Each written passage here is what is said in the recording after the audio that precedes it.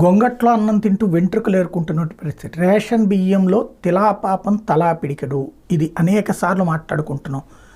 ఓవరాల్గా ఆంధ్రప్రదేశ్ ఆర్థిక వ్యవస్థ మీద దెబ్బ కట్టుకోకుండా చూసుకోండి. ఇక్కడ ఒక లేయర్స్ ఉంటాయి. ఇప్పుడు ఫర్ ఎగ్జాంపుల్ ఇదివరకు ప్రభుత్వం సంక్షేమ పథకాలు ఇచ్చిందంటే ఆ సంక్షేమ పథకాలు దోచిపెట్టాడని మనం మాట్లాడాం. కానీ ఆ సంక్షేమ పథకాల డబ్బులు పేదలు తీసుకెళ్ళి ఖర్చు పెట్టడం వల్ల వ్యాపారాలు నడిచినాయి, అట్లాగే వీళ్ళ జీవితాలు నడిచినాయి. ఇప్పుడు అది లేకపోతే వ్యాపారాల పరిస్థితి ఎట్లుందో జీఎస్టీ మైనస్ చూపెడుతోంది. అట్లాగే తాజాగా ఆయా వ్యాపారస్తులు చెప్తారు, లేకపోతే ఆ పథకాలు డబ్బులు రానటువంటి వాళ్ళు చూపెడతారు. మనం బాగానే మాట్లాడుకోవచ్చు, కానీ అసలు బాధపడేటటువంటి వాళ్ళకి తెలుస్తుంది. అట్లాగే ఇప్పుడు రేషన్ ఈ లేయర్లన్నిటిని తీసి అవతల పడేసేస్తే దానికి ప్రత్యామ్నాయం ఉండాలి. అదే అక్రమంగా ఇవ్వమని ఎవడూ చెప్పడు, కాబట్టి దానికి ప్రత్యామ్నాయం ఉండాలి. సన్న బియ్యం ఇచ్చి తినిపించడం, లేదంటే ఆ డబ్బులు ఇచ్చి వాళ్ళని ఈ బాధల నుంచి విముక్తి చేయటం.